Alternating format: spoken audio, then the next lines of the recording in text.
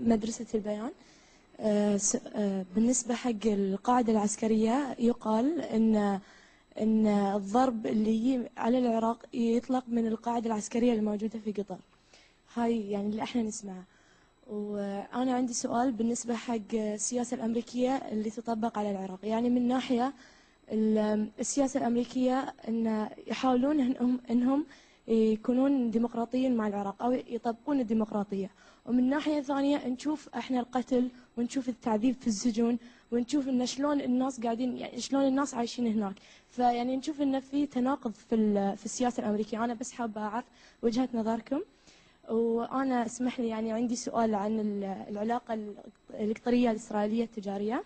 حابة أعرف إيش نوع التجارة اللي بين قطر وإسرائيل، يعني شنو والله ما أعرفها. يعني شنو الأشياء اللي قطر تصدرها لإسرائيل وتستوردها من إسرائيل؟ ترستني، أنا شفت في جريدة مكتوب 48,000 دولار إنه السنة اللي فاتت في تبادل. والله ما أعرف إيش هو. بس إذا أنت ما تعرف من ممكن يعرف؟ اسمح لي يعني نقدر نسأل وزير الاقتصاد. ما شاء الله عليك.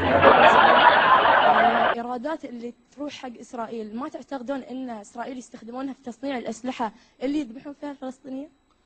ما تقدرين تاخذينها بهالطريقة، لأنه هاي موضوع تجاري. يعني أكيد بضاعة، إذا أنت شريتي ساعة مثلا مش كلها بتروح للحرب، لكن ما في شك أنه هذا يدعم اقتصاد إسرائيل.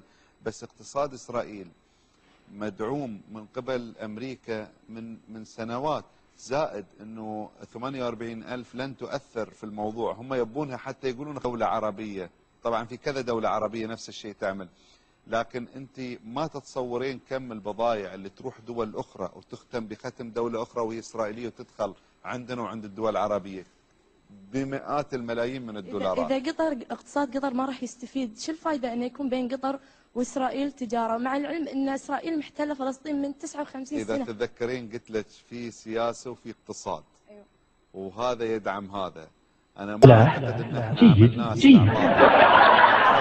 مدريد، ومؤتمر مدريد كان في انفتاح وكان في سلام، وفعلا في دول رجعت أراضي مثل الأردن وقعت اتفاقية، مصر رجعت سيناء. إسرائيل ما التزمت بالسلام. صح، بس هذا الموضوع طويل نحتاج أن نستمر فيه. يعني احنا سوينا عدة مبادرات، يعني الدول العربية سوت مبادرات سلام مع إسرائيل. أتفق معك وإسرائيل نقضت كل هالمبادرات. 100% أتفق معك. تعرفين ليش؟ لأن هم الأقوى وإحنا ضعاف بسبب اختلاف وتفرقنا. إذن يعني إلى متى بنتم إحنا ضعاف وهم الأقوى؟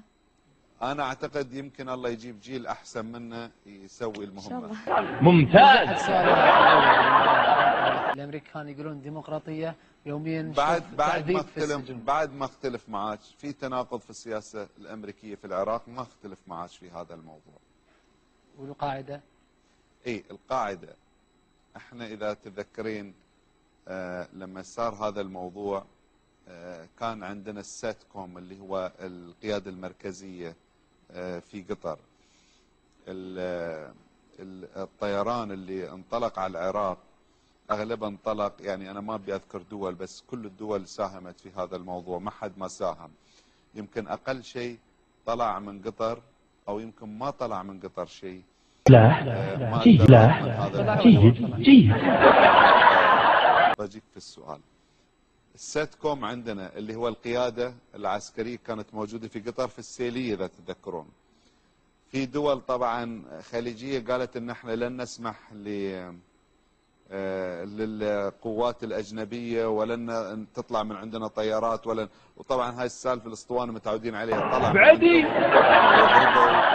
وأنا بقول لك شيء، أنا كنت عند صدام حسين، الحين هو مات، يقول لك بعد الواحد يقول أشياء عن اللي ماتوا يمكن يكذب فيها ولأن إذا تسألين الطرف الثاني مش موجود، بس هاي أنا مسؤول عنها.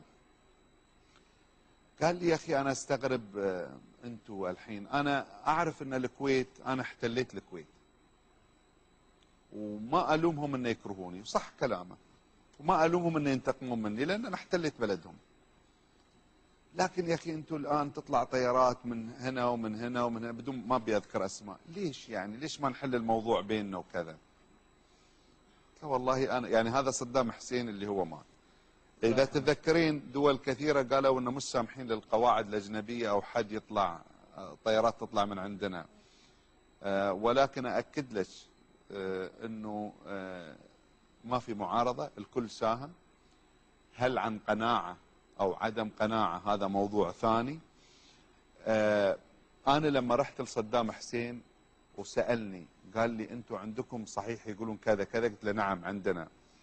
وانا اقول لك الان انا بطلع في مطار بغداد وبقول مؤتمر صحفي ان احنا سمحنا للقواعد الاجنبيه عندنا، لان انت يا صدام بهدلت شعبك وبهدلتنا معك. احنا قبل ما في عندنا قوات اجنبيه. طبعا الرجال مات والله يرحمه واذكروا محاسن موتاكم. انا مش ما انتقد صدام فيها، وهذا الكلام انا قلته له بشكل مباشر، مش يعني وراء حجاب. فكل الدول ساهمت، واذا ساهمت كل الدول صعب ساعات ان دوله بروحها ترفض، لانه ساعات الدول اللي ساهمت بتقوم على الدوله اللي ما ساهمت، لان انت عارفه الكل يبون يكونوا في الخيبه مثل بعض. فانا مش معناتها امدحلت ان يعني اللي سويناه انه صح، لكن انت عارفه يعني الحين اذا انت في مدرسه ما بتفرحين اذا سقطتي ان كل زملائك يسقطون؟ يعني في انانيه ما شاء الله عليك. صح ولا لا؟ فهاي طبيعي طيب يعني. بما